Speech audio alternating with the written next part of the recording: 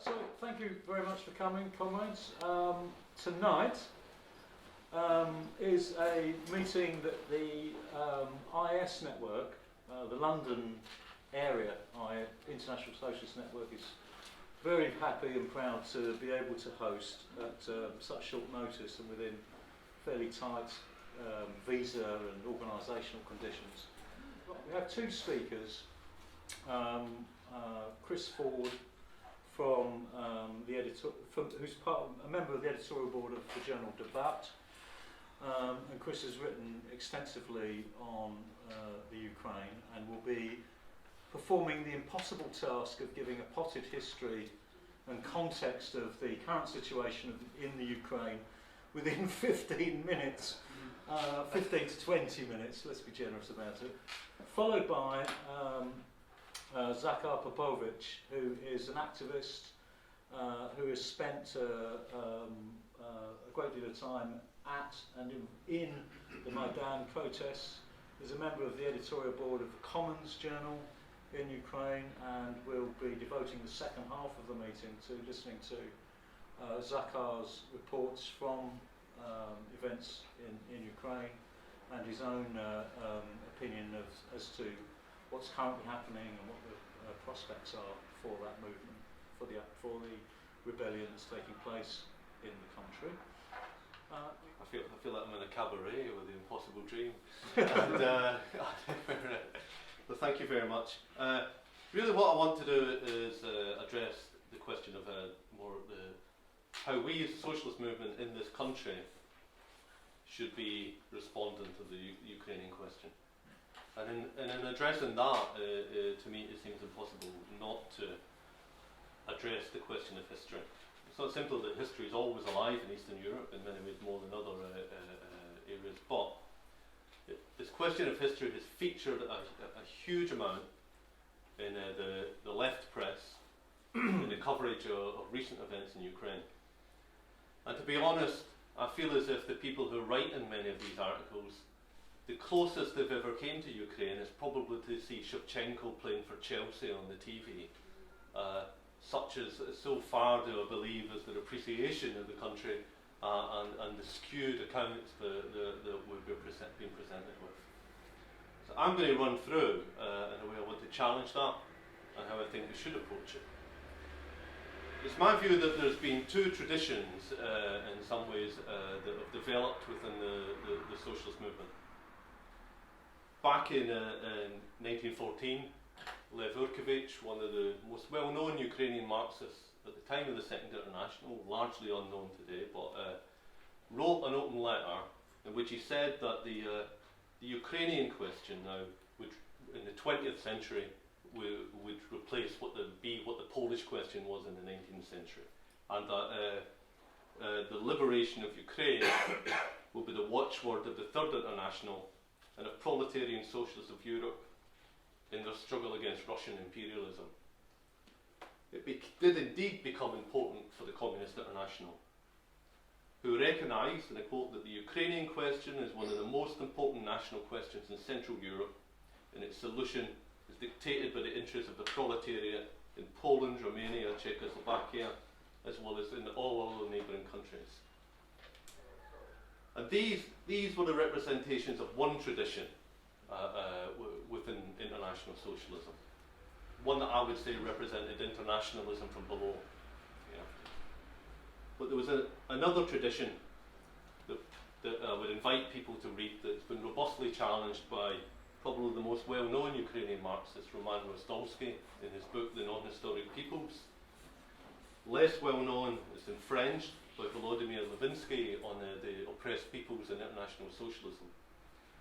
And that's a tradition that went back to Engels, that said that essentially Ukrainians, not just them others, were a peoples without history, a concept that he misappropriated, I believe, from Hegel, that a nation with no state formation, strictly speaking, had no history. And that he could divide nations and peoples into revolutionary and counter-revolutionary. And this was echoed by others that I'm going to touch on. Engels, I'll point out, completely abandoned that view by 1890. And he argued, as was critiqued by Rosdolsky, that it was contradictory to the view that the class struggle is a motive force in history. Yeah. Engels himself, in his original views, had failed to note the struggles between the landlords and the peasantries of different nationalities in these national questions, such as Ukraine. But this erroneous view was to be re-articulated, particularly within Russian Marxism, by Plekhanov. Engels, in his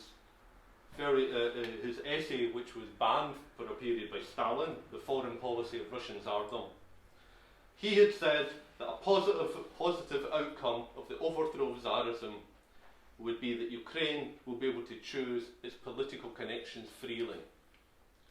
Plekhanov responded to that by making an argument that depicted the Russian conquest of Ukraine as entirely legitimate, and indeed, quite appropriately, today, he defended the achievements of the Tsar Peter the Great by securing a port in the Black Sea, as well as the Baltic, and all the fertile soil of Ukraine. Yeah? This view, in my opinion, has continued to percolate through the socialist movement in different ways, and to reappear in different forms of appearance at different times. At every time there's been a resurgence of the Ukrainian question, at every time there's been an upsurge of the popular movement in Ukraine, attempting to assert greater self-government, greater democracy, and greater sovereignty of the people. It's an elitist approach which denigrates the popular classes, which denigrates the working class in Ukraine, and it's an approach that unfortunately has reappeared in some ways with redoubled force in the ranks of the socialist movement in this country in the last few months. I've been reading Lindsay German, who's telling us that, ironically, 100 years anniversary of World War I, they're telling us that someone who should be opposed to war is telling us that we have no right, basically, to oppose a Russian war on Ukraine, that our enemy is only here, that those who demand anti-war activity here in Britain against Russia are ignoring in history and present reality, comparing us to the B-52 liberals, and says that the job of any anti-war movement is to oppose its own government role in these wars. I have to say, how Karl Marx must have felt sitting in Soho writing his volumes against the conquest of Tsarist Russia. I wonder how he would have matched to the opinions of Lindsay German at present. Yeah? How would it have matched to the socialists in 1914, who were opposing the imperialist conquest and war of every imperial power? Her position is we should really just keep our mouth shut and only talk about Westminster. Yeah.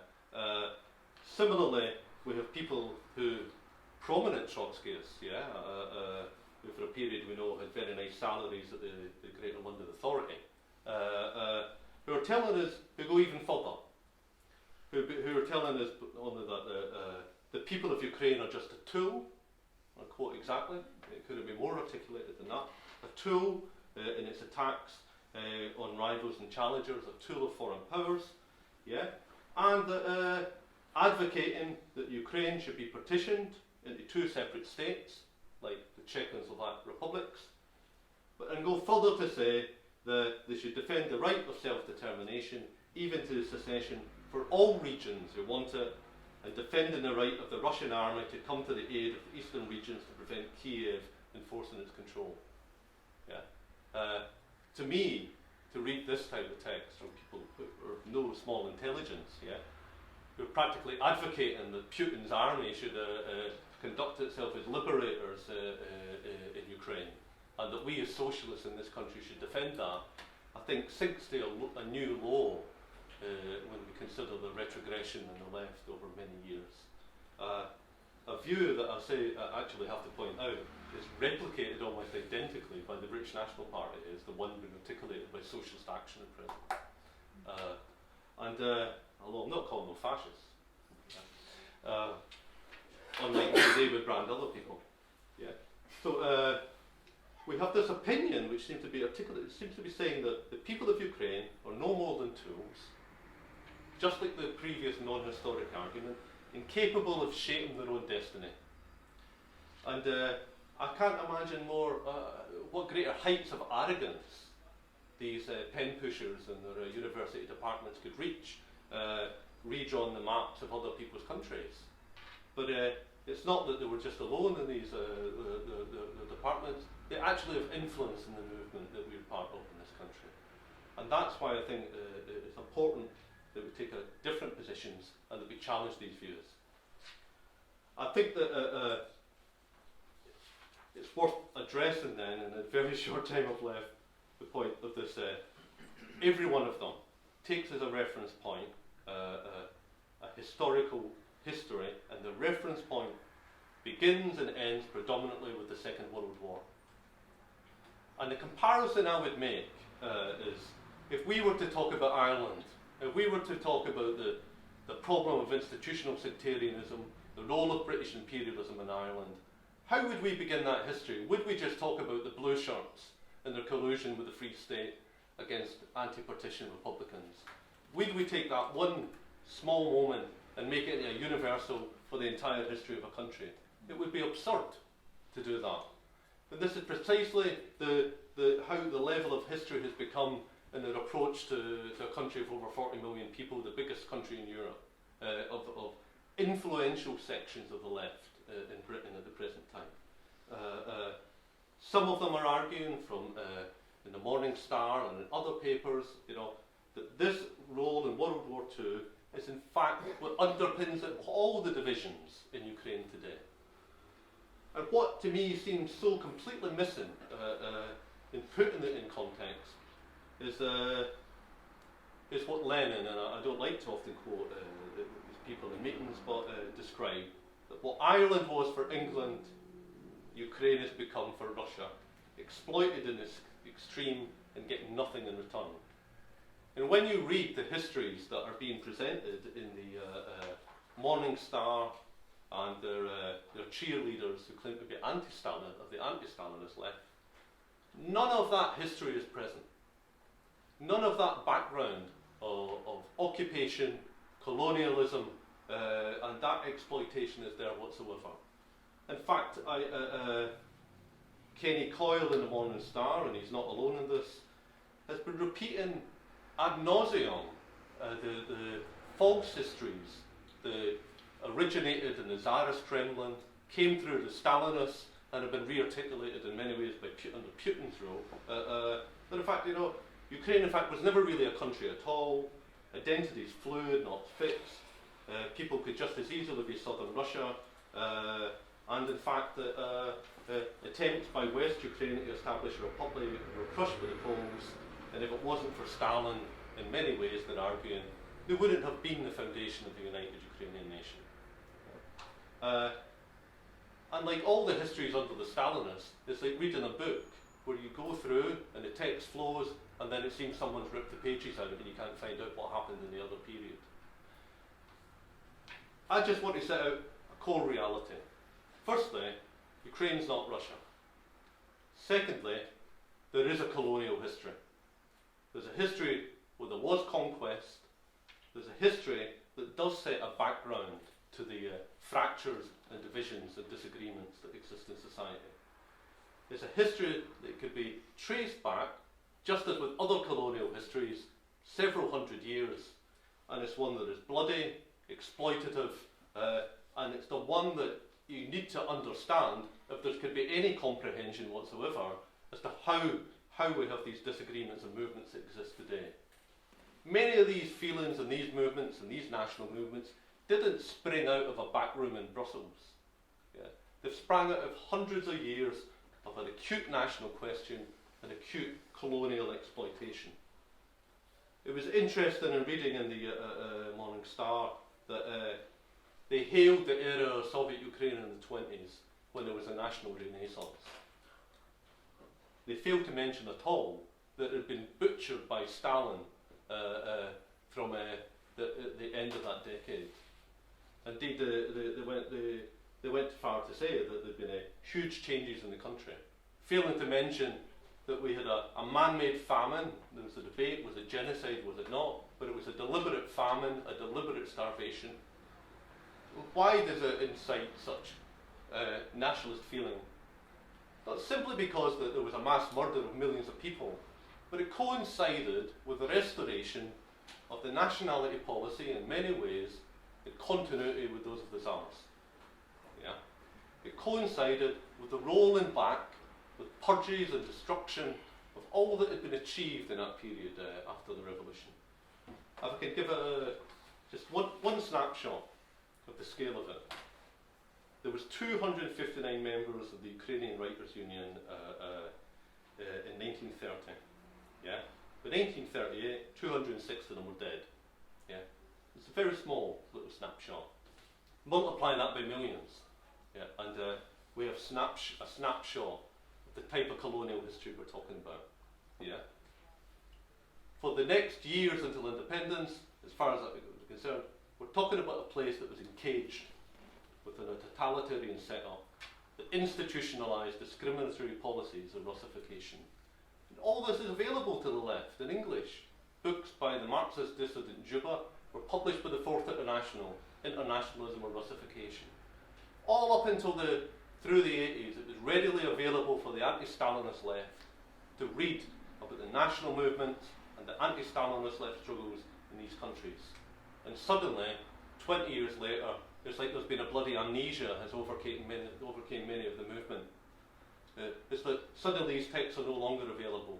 People who used to say neither Washington or Moscow need to take a trip to Specsavers because the only thing they seem to be able to see these days is Moscow, is Washington. There's been a huge retrogression. Time prevents me going into such a detail that is necessary. Yeah? But my simple conclusion will be on this. There was a socialist movement in Ukraine that can go back to before the First International. Stalin and Hitler attempted to decimate it. People like Zakar have given a rebirth to that movement. Yeah? We owe them a duty to provide solidarity, and we owe a duty as internationalists this 100 years from 1914, not just to be saying our main enemy is home. Our main enemy is imperialism, imperialist powers as a whole. Yeah? And that means that we shouldn't be the cheerleaders for Putin any more than Plekhanov was for the Tsars.